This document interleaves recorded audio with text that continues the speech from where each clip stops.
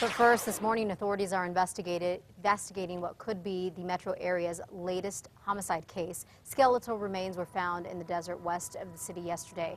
Authorities cornered off the area on Pajarito Mesa where the bones were. They aren't saying anything else about the investigation for now, but we'll keep you posted.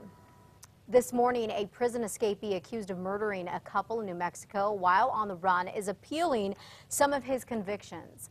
John McCluskey and a fellow inmate, Tracy Province, broke out of an Arizona prison in 2010 with the help of McCluskey's cousin, Caslin Welch. Well, authorities say McCluskey later kidnapped and robbed two truckers at gunpoint. They fled into New Mexico, where the two are accused of carjacking a couple near Tucumcari and then later killing them. McCluskey wants his conviction for escape, kidnapping, and other counts in Arizona tossed out. He's now claiming that the judge abused his power. Federal prosecutors, however, plan to seek the death penalty.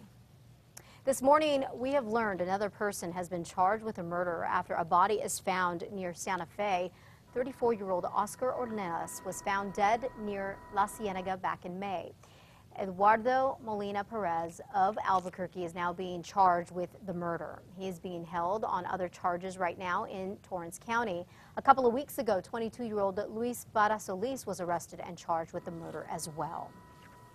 This morning, a man faces charges after Rio Rancho police say he went on a massive graffiti spree that left not only a big mess behind, but apparently it offended a lot of people big time.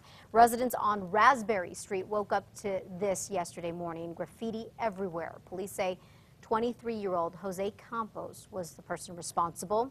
One man found two racial slurs sprawled across his entire garage door. Brian Carter tells us that he's only lived in the home for a couple of months and can't think of anything that would have provoked this. I think with a neighbor over fireworks, but that was a minor thing and nothing I would think that would warrant this. Campos was arrested after one of the neighbors called 911 to report the vandalism. The city cleaned up the graffiti on the retaining wall, but Carter and his other neighbors had to clean up their own property. This morning, tons of drugs and makeshift weapons are out of New Mexico's prisons following a week-long crackdown. The Corrections Department locked down all the prisons July 11th and went cell by cell. Officials say the lockdown also helped them identify dangerous inmates who will now be put in high-security units. This morning, former Governor Gary Johnson's chances at moving into the White House next year isn't looking too good, but the Republican-turned-Libertarian candidate could still help decide the race in November.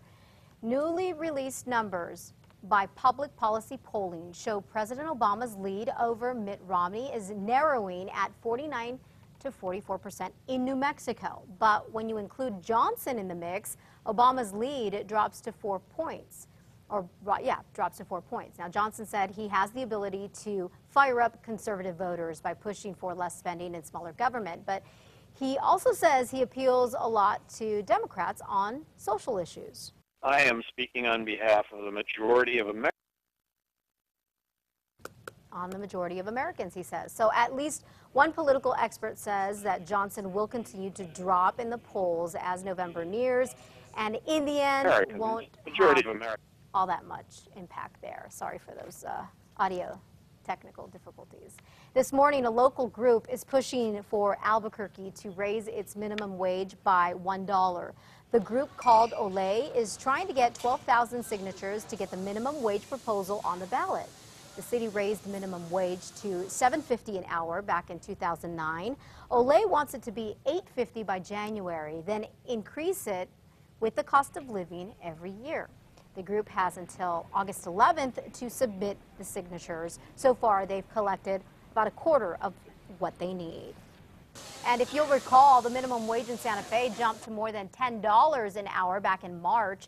It's part of an incremental increase approved several years ago. The Santa Fe minimum wage now sits at exactly $10.29. It's actually the highest in the nation.